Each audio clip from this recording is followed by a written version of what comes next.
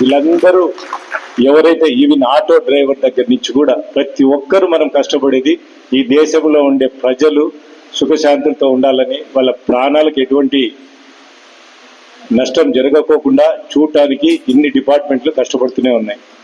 దాంట్లో భాగంగా మీ వల్ల అంటే మిలిటరీ వల్ల ఎంటైర్ దేశము, లోకల్ పోలీస్ వల్ల ఎంటైర్ ఇంటర్నల్ సెక్యూరిటీ, తర్వాత ఈ స్కావెంజర్స్ అయితేనేమి అంటే కాకి చొక్కా వేసుకునే మిగతా వాళ్ళని కాదు కదా, స్కావెంజర్స్ కాకి చొక్కా వేసుకునే స్కావెంజర్స్ అయితే మనకి రోగాలు అన్ని చుట్టుముట్టకోకుండా హీన డ్యూటీ చేస్తూ వాళ్ళని మనకి ఎంతో సేవ చేసే వాళ్ళైతేనేమి, మీరైతేనేమి దాదాపు ఇందాక డిపో మేనేజర్ గారిని అడిగితే మన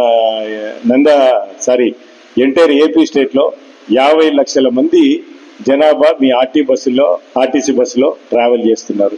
అంటే వాళ్ళ నమ్మకం చూడండి, అంటే మేము నా ఆర్టీసీ బస్సు ఎక్కితే సేఫ్గా ఇంటికి వెళ్తాము అనే నమ్మకంతో మీ బస్సు ఎక్కి వాళ్ళు క్షేమంగా వాళ్ళ ఊర్లోకి చేరుస్తున్నారు. మీరు అదే రకంగా డ్యూటీలు చేస్తున్నారు.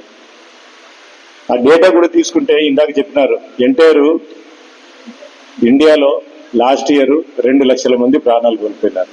ఇది ఒక్కసారి ఆలోచించండి. 2 లక్షల మంది కుటుంబాల్లో విషాదం నింపిన రోడ్లు అయితేనేమి, వెహికల్స్ అయితేనేమి, యాక్సిడెంట్లు అయితేనేమి. మనమందరూ ఇక్కడ సుఖ సంతోషాలతో ఉంటే పుట్టినప్పటి నుంచి మన తోటి భారతీయుడు ఒక యాక్సిడెంట్లో చనిపోయినా, యాక్సిడెంట్లో కాళ్ళు చేతులు ఇరిగిపోయినా, వాడు సచ్చేంత వరకు మంచంలో ఉండే లైఫ్ ఒక్కసారి ఊహించుకోండి. మనం స్టీరింగ్ పట్టుకున్న ప్రతి నిమిషము మనకి అదిగానే గుర్తొస్తే మనం ఎటువంటి యాక్సిడెంట్ చేయము. అదే రకంగా మనం ఎంత జాగ్రత్తగా ఉన్నా, ఇందాక వక్తలు చెప్పినారు, మనం ఎంత జాగ్రత్తగా ఉన్నా ఆపోజిట్ వెహికల్ రావడము, ఇండిసిప్లిన్ గా రూల్స్ తెలియనోడు రావడము, వాని వల్ల యాక్సిడెంట్ జరగడము, ఇవన్నీ తప్పిదాలు. నాకు తెలిసి ఈ యాక్సిడెంట్స్ దాంట్లో చూసిన దాంట్లో 80% తప్పిదాలు దానిలో నుంచే జరుగుతున్నాయి, మానవ తప్పిదాల వల్లనే. అంటే రూల్స్ తెలియకపోవడం వల్ల. చట్టాలు ఉన్నాయండి, ప్రతి ఒక్కరూ రూల్స్ తెలుసుకోవాలి. దయచేసి చెప్తున్నా, మోటార్ వెహికల్ యాక్ట్ అనేది ఉంది, యాక్ట్తో పాటు రూల్స్ కూడా ఉన్నాయి. అంటే స్టీరింగ్ ఎక్కినప్పటి నుంచి వాడు పోయే రూట్ ఎటువంటిది, ఎటువంటి సిగ్నల్స్ ఇవ్వాలా, ఎటువంటి డైరెక్షన్స్ చూపించి మనము టర్న్ చేయాలా, ఆ రూల్స్ అన్నీ తెలుసుకుంటే 99% యాక్సిడెంట్ జరగవండి. అంటే మీకొక్కరేగా కాదు, వెహికల్ ముట్టిన ప్రతి వ్యక్తి కానీ ఆ రూల్స్ కానీ తెలుసుకుంటే 99% మానవ తప్పిదాల నుంచి జరిగే యాక్సిడెంట్లను మనం తప్పించగలుగుతాం. అదే రకంగా వెహికల్లో పోతుంటాము. ఈవెన్ మొన్న రీసెంట్గా కూడా వెహికల్స్ టైర్లు పంచర్ అయ్యి ఆపోజిట్ వెహికల్ రూట్లో పడి వాళ్ళు చనిపోవడం జరిగింది. అంటే ఇవి మెకానికల్ డిఫెక్ట్స్, అది మనం ఏమి చేయలేం. ఎంత బాగున్నా, ఎంత కొత్త కారు ఉన్నా, కొత్త టైర్ ఉన్నా కానీ అవి పేలుతున్నాయి, ఆపోజిట్ వెహికల్స్ ఆపోజిట్ రూట్లో పడుతున్నాయి, యాక్సిడెంట్ జరుగుతున్నారు, చనిపోతున్నారు. మీకు రీసెంట్గా చూసింటారు, ఒళ్ళులోనే BMW కారు బెంగళూరులో 5 మంది చనిపోయినారు. ఫస్ట్ BMW వెహికల్లో 5 మంది చనిపోవడం అండి. వాళ్ళు ఎంటైర్ కంపెనీనే వచ్చి అది రీసెర్చ్ చేస్తే ఏమంటే, ఈ వెహికల్ పోయేటప్పుడు ఇంకొక వెహికల్ ఏదైతే కంటైనర్ వచ్చి కంటైనర్ పడి 5 మంది చచ్చిపోయినారు. వరల్డ్లో ఫస్ట్ కేసు ఒక BMW కారులో 5 మంది చనిపోవడం అనేది. కంపెనీ నుంచి వచ్చి రీసెర్చ్ చేస్తే ఏమంటే కంటైనర్ పడింది, దాని మీద ఎవరు బతకలేదు. దాన్ని ఏం చేయలేం, మానవ తప్పిదమా యాక్సిడెంట్, అది ట్రాఫిక్లో బెంగళూరు సిటీలో జరిగిన యాక్సిడెంట్ అండి. దాన్ని మనం ఏం చేయలేముగా. ఆ కంటైనర్ కూడా ఏదో తప్పించడానికి పోయి, ఒక సైకిల్ మోటరిస్ట్ని తప్పించడానికి పోయి ఆ బ్యాలెన్స్ తప్పి ఆపోజిట్ వెహికల్లో పడింది. వాళ్ళు కూడా ట్రాఫిక్లో ఆగున్న వెహికల్ మీద. చెప్పండి ఇప్పుడు ఈ యాక్సిడెంట్ ఎట్లా జరిగిందని ఎవరు ఊహిస్తారు? ఎవరు ఆగున్న BMWలో కాదు. ఈ యాక్సిడెంట్ అటు జరుగుతాయి, అది 1%. కానీ మన చేతుల్లో ఉండేది 99% మనము కంట్రోల్ చేసుకోగలుగుతాం. అంటే ప్రతి ఒక్కరు రూల్స్ తెలిసి ఉండాలంట. మనం అంటే మీరు అనుకున్నారు, మనము రూల్స్ తెలియకోకుండా రోడ్ల మీదకి వచ్చే యూత్ అయితేనేమి, పిల్లలకి వాళ్ళ తల్లిదండ్రులు 18 ఏళ్ళు నిండక ముందే వెహికల్స్ ఇచ్చి పంపిస్తున్నారు. ఎందుకు? ఒకరిని ఇద్దరిని కంటున్నారు, వాడు అడుగుతున్నాడు, వాడు ఫ్రెండ్ కొనుక్కున్నాడని. వాని ప్రెజర్ తట్టుకోలేక తల్లిదండ్రులు అప్పో సొప్పో చేసి ఇస్తున్నారు. ఆ పిల్లోడు చనిపోయి మార్చిరి రూమ్కి వచ్చినప్పుడు ఆ తల్లిదండ్రుల వేదన చూడాలండి. అక్కడ చూడాలి. ఏ తండ్రి తల్లి కూడా బుద్ధి ఉంటే వెహికల్ కొనిచ్చారు. మన మీద ప్రేమ ఉంటే పిల్లలకు వెహికల్ కొనిస్తే కాదండి, చూపించాలి లైఫ్ అంటే ఏమి, జీవితం అంటే ఏమని. ఒక ప్రాణం పోతే ఇంటిల్లి బాధైతేనేమి, ఎంత తాపత్రపడతాము మన పిల్లలకు కాలు చేతులు వెళ్తే. మనమే ఊహించుకోండి, మీరు ఎంత రిస్కీ జాబ్ చేస్తున్నారు.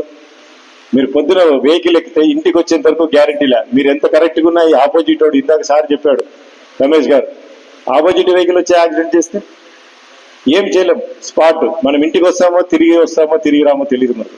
అటువంటి రిస్కీ జాబ్లో మనం ఉన్నాం.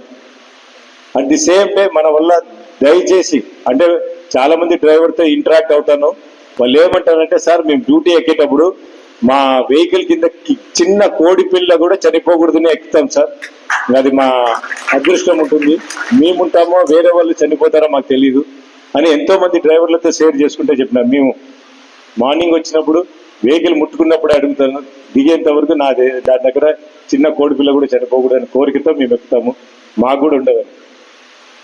ఆ ఉద్దేశంతో ఎక్కినప్పుడు మనకి ఎటువంటి యాక్సిడెంట్ జరగవు. ఏమంటే ఇందాక మేడం చెప్పింది టైం పాటించాలని, సార్ కూడా చెప్పారు. మనం పొద్దున 6 గంటలకు బయలుదేరాల బస్సు అంటే మినిమం మనము 5:15, 5:30 కల్లా బస్సు దగ్గరికి రావాలండి. బస్సు కండిషన్ ఒకసారి చూడాలా, ఆ మెకానిక్ అంతా చేసినాడా లేదా, ఒకసారి కరెక్ట్గా ఉందా లేదా అని. కరెక్ట్గా ఉన్నప్పుడు నువ్వు ఫ్రెష్ మైండ్తో నువ్వు పోయినావు అనుకో, నీకు ఎటువంటి టెన్షన్ ఉండదు. అదే నువ్వు 6 గంటలకు బయలుదేరాల బస్సు, మీరే 6 గంటలకు డిపో దగ్గరికి వస్తే మీకు టెన్షన్, మీకు తెలియకోకుండా టెన్షన్ స్టార్ట్ అవుతుంది. ఎందుకంటే ఆడ ప్యాసింజర్స్ వెయిట్ చేస్తుంటారు, ఆఫీసర్లకు సమాధానం చెప్పుకోవాలా, మరి బస్సు ఇన్ టైంలో చేరాలా. ఎందుకంటే 6 గంటలకు ఎక్కినాడు వాడు డ్యూటీనో ఇంకొకటికో 10 గంటలకు ఆఫీసులు పోయే ప్యాసింజర్స్ మీ దాంట్లో రెగ్యులర్గా ఎక్కేటోళ్ళు ఉంటారు. మీకు తెలియకోకుండా మీరు ఎంత ఇండిసిప్లిన్ టైం వచ్చినా మీకు తెలియని టెన్షన్ లోపల ఉంటుంది. ఆ టెన్షన్తో పోవడము, యాక్సిడెంట్ చేయడం అవసరమా అండి? సమయ పాలన ఖచ్చితంగా పాటించండి, ఇది మేము కోరుకుంటున్నాం. మీరు అనుకుంటారు అదేదో లేట్ అని, అది లేట్ కాదండి, మీకు తెలియకోకుండా మీ దగ్గర టెన్షన్ స్టార్ట్ అవుతుంది. ఎందుకంటే తప్పు చేస్తున్నాం మనం. 6 గంటలకు మనం బస్సు బయలుదేరాలన్నప్పుడు మనం 6 గంటలకి డిపోలో బస్సు కోసం వస్తే మీకు ఎవ్వరు చెప్పనక్కర్లేదు, మీ మనసు చెప్తా ఉంటుంది, నేను తప్పు చేసినాను, ఇన్ టైంలో రాలేదు, నేను బస్సు తీసుకొని ఇప్పుడు పోతే ప్యాసింజర్స్ అవుతారనో, ఇన్ టైంలో చేర్చలేనను. ఆ రకంగా మీరు ఈ ఇబ్బందులు కూడా పడుకోకుండా టైం అర్లీగా రండి, డిసిప్లిన్ అనేది పెట్టుకోండి, ఎటువంటి ప్రమాదం జరుపుకోకుండా. మీ దగ్గర ఎంత ఆశతో ఎక్కింటారు, ఇందాక మేడం చెప్పింది, తను కూడా ఈరోజు ఆర్టీసీ బస్సు ఎక్కుతుంటే మీ మీద ప్రజలు ఎంత నమ్మకం పెట్టుకున్నారో చూసుకోండి. ఆ నమ్మకాన్ని ఒమ్ము చేయకోకుండా ఇన్ టైంగా వచ్చి ఆ ప్యాసింజర్స్ ప్రాణాలు మీవనుకొని భావిస్తూ, మన కుటుంబ సభ్యులు వాళ్ళ వల్లనే మన వ్యవస్థ ఉంది, మేమున్నాం, వాళ్ళు పెట్టే జీతం వల్లనే మనకు జీతం వస్తుంది, ఈ వ్యవస్థ నిలబడుతుంది అనుకుంటే మనం ఎటువంటి తప్పు చేయకుండా మన క్షేమంగా, దాంట్లో రాసింటారు మీ దాంట్లో ఆర్టీసీ ప్రయాణము క్షేమకరము, ప్రైవేటు అది అపాయకరము, అది నిరూపించాలి మీరు. ఈ యాక్సిడెంట్ అనేది చిన్నదే, కానీ ఆ పడే బాధ చూస్తే ఒక్కసారి మీరు పోయి చూడండి. ఎక్కడో ఎందుకు మన కర్నూలు హాస్పిటల్లో ట్రామా వార్డులో చూసుకోండి, యాక్సిడెంట్ జరిగిన వాళ్ళు రాడ్స్ వేసుకొని, ఎముకలు కన్ని రాడ్స్ వేసుకొని వాళ్ళని చూస్తే మీరు, ఎందుకంటే మీరు పోతారో లేదో తెలీదు, మేము పోతామండి వాళ్ళ దగ్గరికి, ఆ పేషెంట్ల దగ్గర మేము పోయి స్టేట్మెంట్ రికార్డ్ చేసుకోవడానికి పోతాం. వాళ్ళ ఆ లైఫ్ వద్దనిపిస్తుంది, కానీ చనిపోలేరు, మనం చెప్పకూడదు చనిపోమని. ప్రతి మనిషికి సచ్చేంత వరకు, దేవుడు తీసుకుపోయేంత వరకు వాడు బతకాలని అనుకుంటాడు భూప్రపంచం మీద. ఎన్నండి ఇందాక మేడం చెప్పింది, ఎవరో అమెరికా నుంచో అబ్రాడ్ నుంచో వచ్చినారు, వాళ్ళ కాంపెన్సేషన్ 9 కోట్లని. 90 కోట్లు కట్టినా వాళ్ళ తల్లిదండ్రులకు వాళ్ళని తెచ్చి ఇవ్వగలమా మనం? 90 కోట్లు ఎవరు కావాలండి? ఎవరికి కావాలి డబ్బు? 90 కోట్లు ఇస్తుంది ఇన్సూరెన్స్ కంపెనీ, ప్రాణం వస్తుందా? ఆ ప్రాణం తెచ్చిలేని డబ్బులు ఎన్ని ఇస్తే మీ ఇన్సూరెన్స్ వాళ్ళు రిలీఫ్ వద్దే. ఉన్న పలంగా ఒక కుటుంబ ఆ ఇంటి ఆదాయం సంపాదించేటాడు ఎవడైతే ఒక్కసారి చనిపోతే ఆ కుటుంబం వీధిలో పడుకోకుండా ఇచ్చే కాంపెన్సేషనే కానీ వాళ్ళ బాధ తీర్చేది కాదండి ఆ డబ్బు, గుర్తుపెట్టుకోండి. కాబట్టి మనిషి ప్రాణాలు అంత విలువైనవి కాబట్టి మీకు చెప్పట్లేదు, ఎంటైర్ డ్రైవర్స్కి అంతా చెప్తున్నా, రోడ్ల మీద తిరిగేటోళ్ళకి. వాళ్ళని చూస్తూ ఉంటే రీసెంట్గా మా ఫ్రెండ్ డాక్టర్ వాళ్ళు ఎయిర్పోర్ట్ నుంచి ఇంటికి వచ్చే లోపల ఇండియాలో వద్దు మేము వెళ్ళిపోవాలనుకుంటున్నారు. ఎందుకురా అంటే హైవేలో ఆపోజిట్ వెహికల్స్ వస్తున్నాయంట. వాళ్ళు ఇది అక్కడ చూడలేదు, అబ్రాడ్లో ఎక్కడ లేదు, మన దగ్గరే ఉంటాయి ఆపోజిట్ వెహికల్ వస్తున్నట్ట. ఆ ఇండిసిప్లిన్ ఎప్పుడంటే అప్పుడు వెహికల్ మధ్యలో దూరడము, వెహికల్లో చూసి వాళ్ళు ఇండియాలో ఉండాలని సెటిల్ కావడానికి వచ్చిన వాళ్ళు మరి ఇప్పుడు నిర్ణయం మార్చుకొని మరి ఎన్నికిపోతున్నారు. మనం ఎక్కడున్నాం ఆలోచించండి. రూల్స్ ఉన్నాయి, ఆపోజిట్ పోకూడదని వస్తూనే ఉన్నారు. ఇప్పుడు బస్సు ఎక్కితే నా వెహికల్ ఎక్కితే నేను చెప్తుంటా, ఒరే నాన్న నువ్వు కాదు నడపాల్సింది, ఎదురు కూడా కరెక్ట్ నడుపుతున్నాడో లేదో చూడు, వాడొచ్చి పడిన మన నడుపుతాడు పోలీస్ వెహికల్ గుద్దిందని. ఇప్పుడు ఇందాక చెప్పినారు పెద్ద వెహికల్ మీదనే నిందలని, ఎవరు మన లాయర్ గారు. అంటే పెద్ద వెహికల్ ఏదంటే ఆర్టీసీ లేదంటే పోలీసు. మేము వెహికల్ ఎక్కినప్పటి నుంచి గమ్యస్థానం చేరేంత వరకు మా కళ్ళన్నీ ఆపోజిట్ వచ్చే వెహికల్ డ్రైవర్ ఎట్లున్నాడు, వాని మూమెంట్లు ఎట్లుంది. ఈవినింగ్ టైం ఎక్కడన్నా చూసినా ఆఫ్టర్ 6 టూ వీలర్ టచ్ చేస్తే డ్రంకన్ స్టేట్ లో ఉంటాడండి. ఎవరికండి టెన్షన్? వానికి ఏముండదు టెన్షన్, మనకుంటుంది. వాడు వచ్చి సచ్చినా మనకే మన మీద కేసు కట్టించుకోవాలి, మనం కోర్టులో చుట్టూ తిరగాలి.